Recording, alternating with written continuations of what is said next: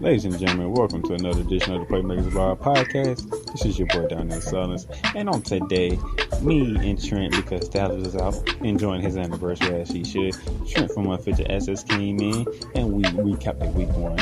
It was a lot of things that happened in week one, so we recapped it. We talked about the ACC, especially the SEC East, and how bad it looked with Tennessee losing and Vanderbilt not being competitive and Missouri getting caught and all this other stuff.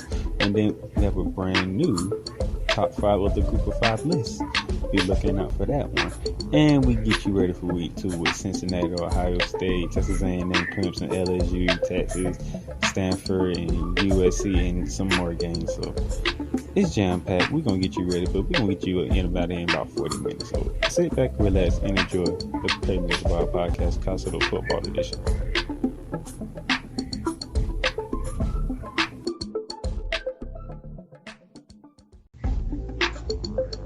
Ladies and gentlemen, welcome to another edition of the Playmakers Bar podcast. This is your college football edition.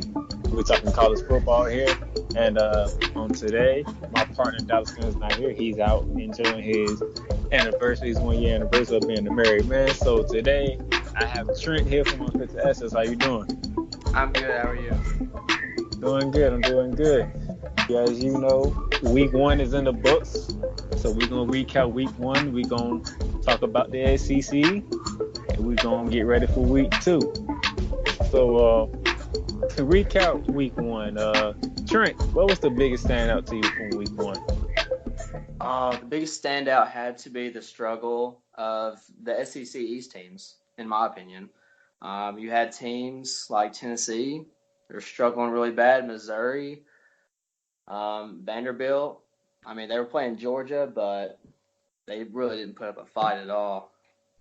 I'm looking at the group of 5 teams, man. You know, Boise State went into Florida State and took down Florida State. Georgia State went into Tennessee and beat Tennessee. Hawaii took down Arizona back in week 0. Cincinnati taking out UCLA. The group of 5 is starting to punch back after years of being overlooked and ran over by these Power 5 teams. The group of 5 teams are starting to push back. And it's making college football a little more unpredictable now. With that being said, we do have a new group of 5 list. And Trent, I would like to get your thoughts on this list because we're doing a top 5 group of 5 every week here. So our new list consists of UCF at number 1, Boise State is at number 2, Nevada is at 3, Hawaii is at 4, and Cincinnati is at 5. You know, I don't think I could have done much better with that list myself. UCF, obviously, on top with the last few years they've had. Winning the bowl games, you know. Who'd you have a second again? Boise State?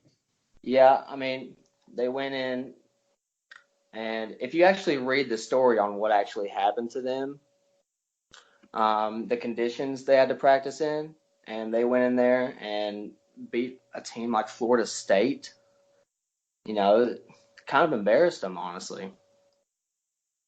I like Nevada. Nevada pulled off a last-second upset over Purdue, which was surprising because a lot of people talked about Purdue when it came to the Big Ten, and already Nevada kept that momentum right out the gate. Yeah, with them having Wendell Moore, I thought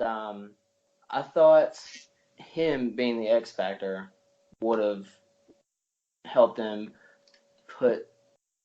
put them over, but I don't know. Like a lot of good teams just struggled, and of course it's week 1, and they're gonna figure it out eventually.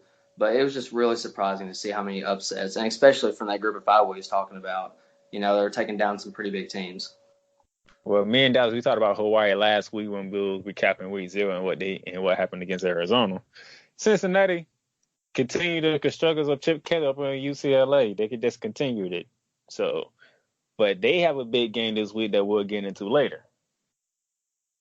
So that's the Playmakers Bar Group of 5, top 5 going into week 2. UCF, Boise State, Nevada, Hawaii, and Cincinnati.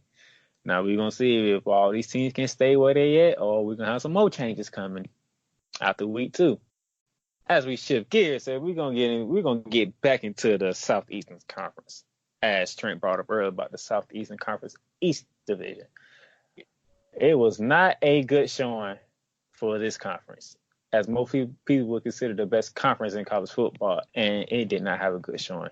Now, the top teams like Florida taking down Miami in week 0, Texas A&M winning their game, Alabama doing what they did to Duke, Auburn taking down Oregon, and Georgia taking down Vanderbilt, but LSU, Kentucky doing what they doing, but Ole Miss getting caught by Mississippi, not Mississippi, but Memphis.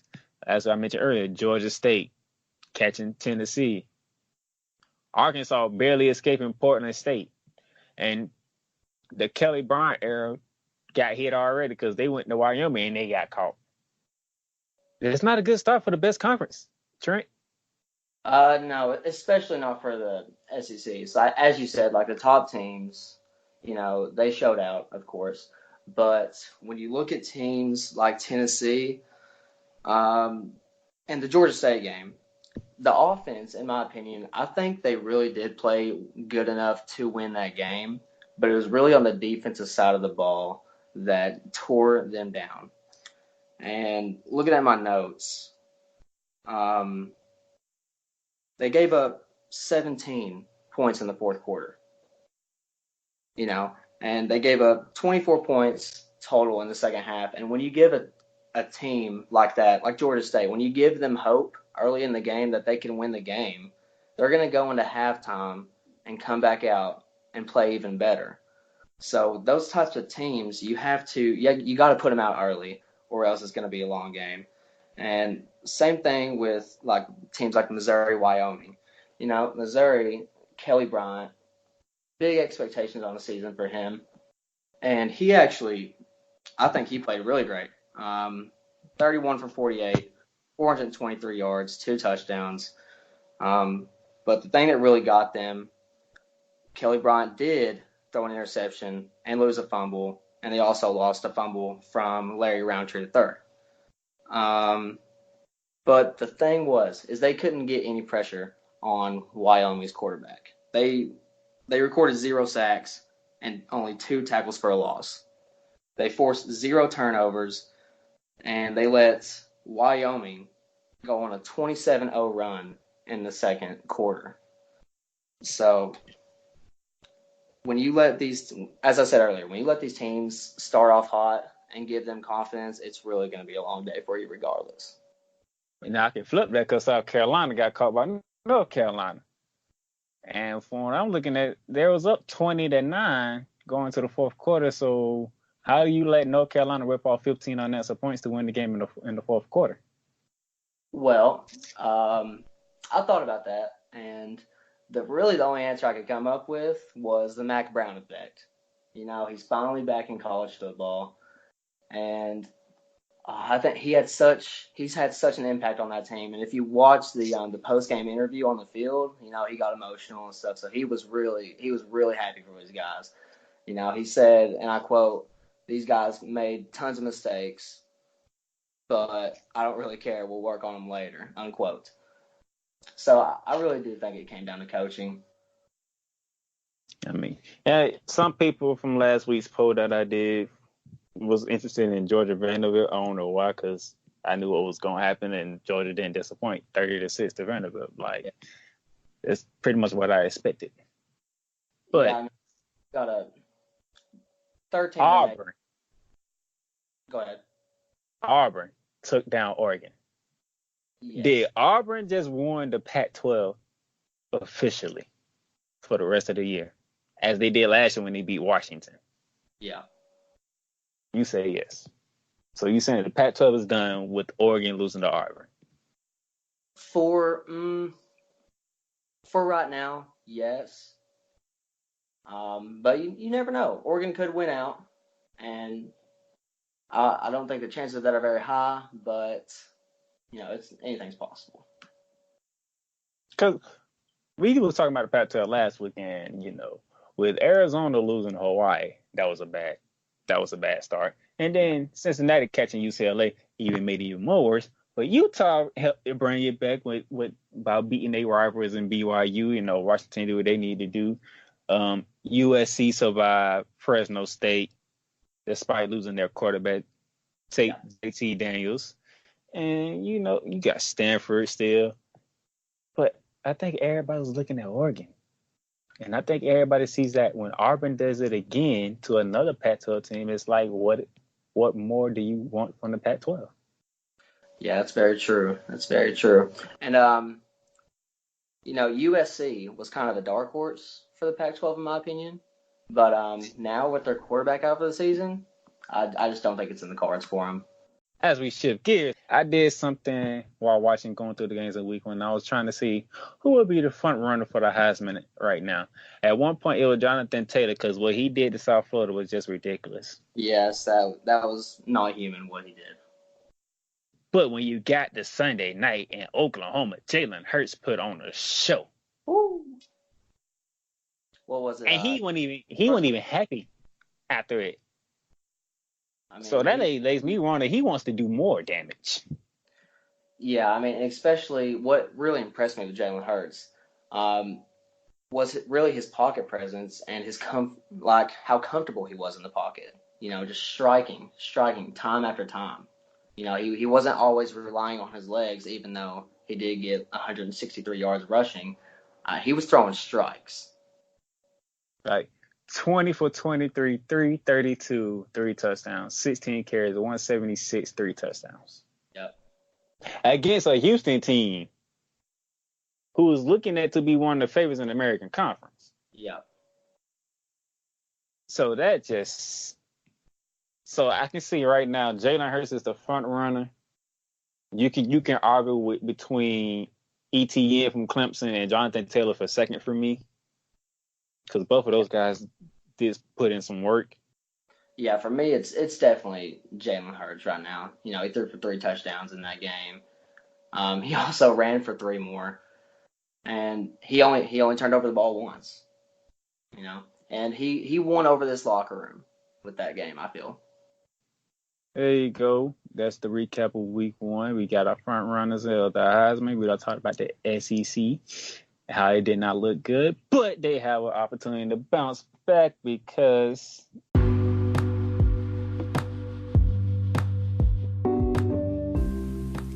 have you ever thought about starting your own podcast? It's a long process. It's a hard thought out process. Yeah, I know. I was there from March of this year, thinking about how I'm going to do this, doing all my research, trying to get everything right. What platforms can we use and how we going to record it and how we going to make it sound good and make it all this happen. And then I came upon Anchor. The Anchor app on my phone, the easiest choice I could ever make to do a podcast. It's free to use. You don't got to pay for nothing. You can record episodes whenever you're ready. You can edit it and then you can release them when you want to. And you don't have to worry about trying to figure out how you're going to distribute it on other platforms because Anchor has partnerships with Spotify, Stitcher, Google Podcasts, Apple Podcasts, Breaker, Castbox, Pocket Cast, whatever you name it. Because the Playmakers Ball podcast is the podcast that I use. We're on all them platforms. We're on 9 platforms just by using the Anchor app. So pretty much all the questions that you have questions about doing a podcast, go to the Anchor app or go to the Anchor website, anchor.fm.com, and just search through it, ask questions. Because I tell you, a free app that does all this, there's nothing more you can ask for. I even got friends, they doing their podcast on the Anchor app. Faith Talk, you might have heard of it because it's very good. And it's great that it's an app like this, it's a website like this that makes it easier for people to do podcasts and do what they love best, talking about the things that they love to talk about. So give Anchor a try, see how much you like it. We'll love to hear your podcast.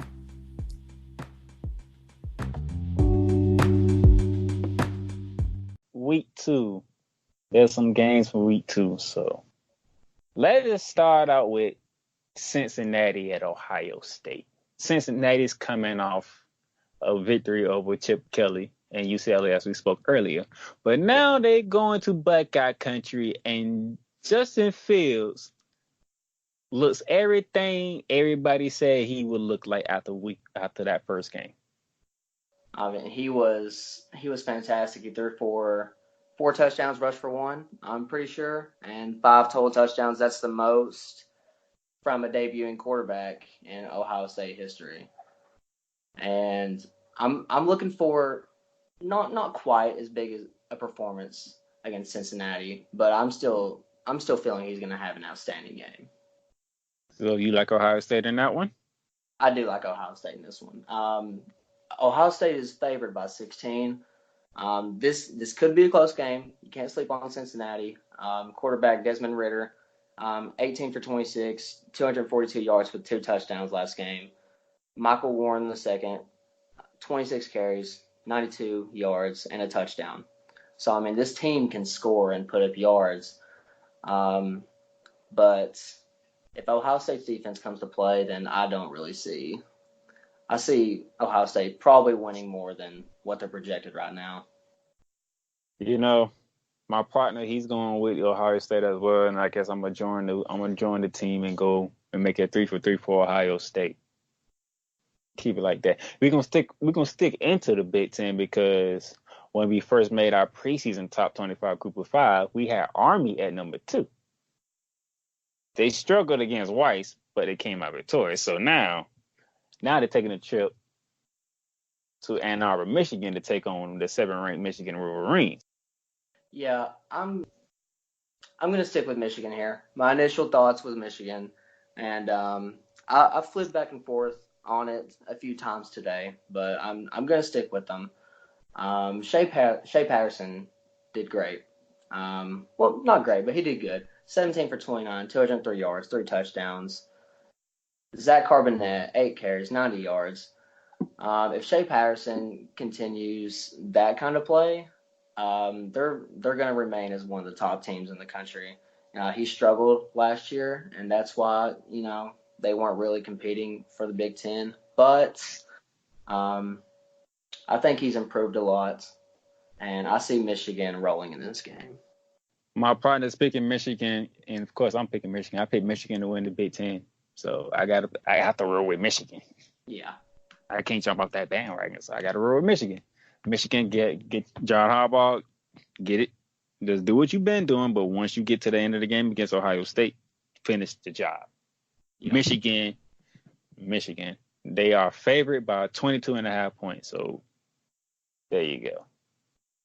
Sticking with the Big Ten for another game, we have the 21st ranked Syracuse Orangemen taking the trip to Baltimore, Maryland, to take on the Maryland Terrapins. Oof. Yeah, this is going to be a really interesting game. The line right now is very close. Maryland is surprised. A 2-point favorite. Yes, that surprised me, but Maryland's a good team. They have some playmakers. Josh Jackson, quarterback, 15 for 24 last game, 245 yards, 4 passing touchdowns. Sorry. Mo Neal, running back, 14 carries, 89 yards, 1 touchdown. Do not write Maryland off in this game. This, I think, is going to be a shootout. I think both teams, I really think both teams will be in the 30s. So I really feel like whoever gets the first stop might win this game, honestly. My partner, he has Syracuse winning this game. I think, Syracuse, they surprised a lot of people last year.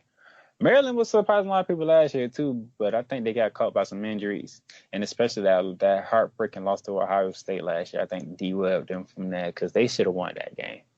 Yeah, I'm actually going to take Maryland in this game. My partner's taking Syracuse. Trent's taking Maryland. I think I'm gonna roll with the Terrapins here. I'm gonna roll with Scott Van Pelt and the Terrapins, man. I love Scott Van Pelt, so I'm gonna roll with his school. I'm gonna roll with Maryland at home. Let's get into the Pac-12 because this is one of the group of 5 teams that we are paying attention to as well. We have Northern Illinois on the road to take on the 13th ranked Utah Utes. This game has the potential to be interesting, but in the end, I really feel that Utah's rushing game is just going to be way too much for Northern Illinois to handle.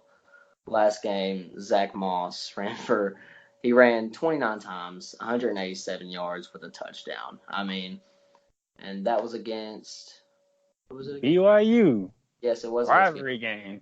Yes, and I mean, just imagine what he's gonna do against Northern Illinois.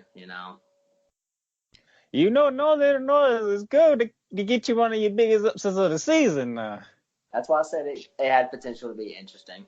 They could pull off a great upset, but I don't see it in this one. Man, the line is 22.5. Utah to over-under being 44. Yep. I know Utah at home, but woo. If you know nothing to know history, that's their type of game right there. Yeah, and Ross Bowers, he had a pretty good first game, 20, 33, 300 yards passing, 2 touchdowns for Northern Illinois. So, I mean, if you have quarterback play like that, then the game will be interesting. So, it's going to be interesting how he plays. But you is one thing, like if my partner that was with him, he would tell you, Trent, this was one thing that I like to see from a team that's pretty much ranked 2 and pretty much one of the favorites in the conference. What's that? I watched Utah and BYU, and the one thing that stood out to me in that BYU game? Utah's defense. Utah has a defense. Mm-hmm. And that will make me pick Utah because they have a defense. I love Northern Illinois. I want to see them pull some upsets, but not against Utah. Utah got a defense. Them boys come to hit. Yeah, I mean Utah. Why I was mentioning in Northern Illinois' quarterback just a minute ago is because Zach Wilson for BYU didn't throw for a touchdown. He actually threw 2 interceptions instead that game. And Utah held BYU, which is mostly a rushing team, in under 92 yards. So they do have a great defense, as you said. Now I'm gonna stick with the Pac-12 because let's see how Justin Herbert and the Ducks bounce back when they come home and got to take on Nevada, who is ranked 3rd in our poll. Mm-hmm. I always said tricky Nevada. Yeah. And now you coming off a loss to Auburn. Oregon's favorite about 23. Over under 62.5. But can they bounce back from this loss against a tricky team? I do think that Oregon is going to bounce back, but I do not think the game will be decided by 23 or more points. I think it'll be decided more about maybe a touchdown and a field goal, maybe. Nevada really loves to air the ball out, just like Oregon does with Justin Herbert. Carson Strong for Nevada threw for 303 touchdowns on 30 of 51 passing. So this, I feel like, is going to be another shootout, and the first one to blink will be the one that loses. And Nevada really could do this, but I'm still going to take Oregon. I think Justin Herbert's going to be too much. But that's also depending on his injury too. You saw him get knocked up a little bit in the Auburn game. If he comes out 100%, I think Oregon's going to win this game. But if he's struggling, then I'm taking Nevada. Those three games that's holding Group of 5 teams is one we're looking at. Well, 4 games. So Nevada's at Oregon, Cincinnati's at Ohio State, Army's at Michigan, and Northern Illinois at Utah. So those 4 games could allow some changes to next week's poll. Just y'all know that all you Group of 5 fans out there that's enjoying this, those are the games to look out for. So, but to get back into making us making some good picks. Oof. Stanford is at USC. With USC losing their quarterback, I have to go with Stanford. I have to go with Stanford on the road. Yeah, I'm going to do the same exact thing too. If USC's quarterback was not injured and he was playing this game, then I was actually going to take USC. But with that being said, I really think Stanford's going to win this game. I think they're going to win it easily too. I just don't see USC's offense doing that much without a passing game. Veve Malapi rushed for 23 carries actually, 134 yards and a touchdown. And I just don't see him doing that next game without really a throwing threat. But I could be wrong. Stanford been having USC number for like the past 5-6 years. Oh yes. It is gonna keep going. It's gonna keep rolling on. Like it's just gonna keep rolling on. And in which that would build UCF's case because if I remember correctly, I think next week Stanford goes to Orlando to take on the Knights. So It's gonna be an interesting game. So just saying, that might be your game of the week next week. Just letting you know. And that's going to be a big statement game for UCF too, because they're overall these years or last few years actually, they still haven't got the respect I think they deserve for their performances. But this is where I think they could earn it. Take down a team like Stanford and get the attention of the whole country again. And the fan vote of the week, game of the week, voted by the fans on Facebook and Twitter. Texas A&M looking for revenge, ranked 12th in the polls, looking for revenge as they take the trip to Death Valley in South Carolina to take on the top-rated team and defending champs Clemson Tigers. Mm-hmm. So many people want to watch this game, and I don't blame them. Last year, Clemson barely escaped College Station, but now they're at home. Texas A&M Jimbo Fisher is going to Death Valley. Death Valley is no stranger to Jeff Fisher, but to Texas A&M it is. So how does Jimbo get his team ready for this tall task right here? Because if Texas A&M pulls this off, the ACC might be done when it comes to the playoff. So with that being said, Trent, how you see this game going? Well, I think this game is actually going to be decided in the trenches, especially for Texas A&M. And Kellen Mond last year was among the most sacked quarterbacks in the SEC last year. So if they can get Kellen Mond some time to throw in the pocket, make some good decisions, then Texas A&M could pull this out. But we are talking about Clemson's defense, among the top in the nation. I don't see Kellen Mond having too much time to make some plays. I think Clemson's gonna overwhelm him, and I see Clemson rolling in this game by 2 touchdowns. Oh, that's almost close in line with the line is because 17.5 Clemson. Yeah. CTN went for 12 carries, 205 yards, 3 touchdowns against Georgia Tech in a game that opened the SEC network. Yep. That's just ridiculous because Trevor Lawrence struggled. Oh, big time. That's going to be an interesting storyline in this game too, because if he even if his defense is there to stop Kellen Mond, that doesn't mean Trevor Lawrence is going to play great. If he doesn't play great, then Texas A&M can still win this game. And if I remember correctly, he struggled last year when they went to Texas A&M. Yes, he did.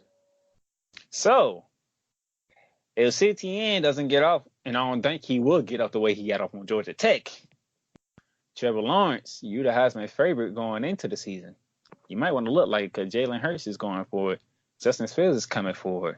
Jonathan Taylor and your old running back is coming for that Heisman. Mm-hmm. People thinking you might be the best quarterback to ever play the game of college football. You on the big stage, the bright lights will be on. That's the afternoon kickoff game, 3:30. What you gonna do? My partner is going Clemson. I'm gonna roll with Clemson. It's Death Valley. I'm also gonna take Clemson. It's Death Valley. Yeah, no beating it. It's Death Valley. But I'm looking forward to a very interesting game. A very interesting game. And I might live tweet that game on our page. Either that one or the game of the week. Austin, Texas, the site of College Game Day. Remember, I told you the SEC has a chance. Texas A&M's at Clemson. Yeah. The 6th ranked Tigers. All right, the 9th ranked Texas Longhorns. Well, LSU is favored by, I think it's 5.5 right now. Yep, 5.5. But as much as I love the SEC, I think Texas is back. I really do. Sam Ehlinger, one of the best quarterbacks in the nation, threw for 28, threw 28 times, completed 28 times actually, threw 38 times, 276 yards, 4 touchdowns, 73% completion. I I really think he's going to have an outstanding game against an outstanding LSU defense. And Joe Burrow. Joe Burrow's good, but I don't think he's this big game good. I don't think he has enough to take down Texas. And if you look at the statistics from last year, LSU did not return a single receiver that was in the top 50 in the SEC in receiving yards. I mean, maybe he's got some young bucks to throw to, but as of right now, I don't think he has enough weapons to take down Texas. You're picking Texas. Yeah. My partner's picking LSU. My partner, he doesn't pick against the SEC West. He just doesn't do it. He's not going to do it. Joe Burrow, 23 for 27, 278, 5 touchdowns against Georgia Southern. Pretty much the same caliber team that probably Texas played in week 1. So it's even playing field. LSU is known for having defense. Yep. We gonna find out for sure if Texas is really back. Yep. To follow what they did at Georgia in the Sugar Bowl. If they follow this up from what they did at Georgia in the Sugar Bowl and they beat down Georgia. They beat down Georgia. Yeah. I'm gonna call it what it is. They gave Georgia a beating. But this is a SEC West team. It ain't Alabama, but it's the next best thing. It is LSU. Sam Ehlinger, are you ready for this? Because the LSU is coming. Just know they have defensive linemen, they have linebackers, and they have some corners. They always have all the 4. You got to be ready for this. You at home. The bright lights is on. This is college game day going to be there. We talking Kurt Hershey is calling your game. What you going to do, man? Ain't knowing me, I'm an SEC guy, and I'm not jumping off the bandwagon. I'm going LSU. Oh, man. I'm going LSU. Texas going to have to prove to me they bad because just because they beat down Georgia, just because they looked so good, guess what? Guess who won the Big 12, though? Guess who beat you to beat the Big 12 and to get into the playoffs? And you just see what Jalen Hurts did to a Group of 5 team that was one of the favorites. That pretty much says y'all better respond. Yeah, this is a very big statement game for Texas. I'm still picking Oklahoma to win the Big 12, but this is to earn the respect of Oklahoma, basically. So, Texas, LSU, that's your college game day site. So now, not to put you on the spot, Trent, but besides the games we talk about, what game is you looking forward to that caught your eye? I really like the Boise State Marshall game. And that's a really unorthodox one. But after what Boise State did to Florida State in week 1, I'm looking for them to follow that up with another big performance. You know, they're now ranked 24th in the nation. You know, they're finally getting some respect. Now it's time to continue that. It doesn't stop at Florida State. You know, you got to keep rolling. And that's starting with Marshall. And Boise State's only favored by 11. Oh, yeah, I didn't see that one. I gotta admit, I didn't see that one coming. Yeah, it was a really weird pick, but I'm excited for Boise State. You know, they've been a really consistent team throughout the years, honestly. And I mean, there was a reason no big teams, no Power 5 teams wanted to play them because they kept losing sometimes. And finally, Boise State is getting some respect. Man, I got a couple of them on here. You know, last week my partner Dallas he literally picked Clemson and Georgia Tech because he wanted to see how that was gonna go. Yeah. Because opening the SEC network and they picked that conference game to open it up with. So that caught his attention because it wasn't like everybody else. They ain't opened up against some cupcake team from the FCS. It's like your opening season is against a conference opponent on the SEC network. So that caught his attention. I got a couple here. Check this out. West Virginia's going to Missouri. Oh, that's gonna be a real big bounce back game for Missouri. What does West Virginia look like without Will Greer? And as you said, can Missouri bounce back from being upset at Wyoming? Yeah, Missouri is favored by 14 right now. With the performance of Kelly Bryant, I think Missouri really needs to put some emphasis on running the ball a little bit more. Their leading rusher, Tyler Batty, only had 16 carries for 53 yards. So I really think they need to get better with the rushing game. They can't just put it all on Kelly. But I do see Missouri bouncing back in this game. So I'm kind of interested in seeing how Missouri and West Virginia going to look in this game. And I'm going to go out to the Pac-12. I'm going to give y'all some love now, even though y'all look terrible. I'm going to give y'all some love because California is at 14 ranked Washington. Ooh, that's a really interesting game. I'm looking at a defensive battle going here. Washington has a 14-point line with the over-under being 42.5. I'm looking for a defensive game up in Seattle. Cal always got a defense. Washington's been dominating the Pac-12 for who knows how long right about now. So I'm looking for a defensive game around 10:30 at night. It's the type of game you can't go to sleep. It's the type of game that's gonna put you to sleep because you ain't gonna see a lot of scoring. I can guarantee you that.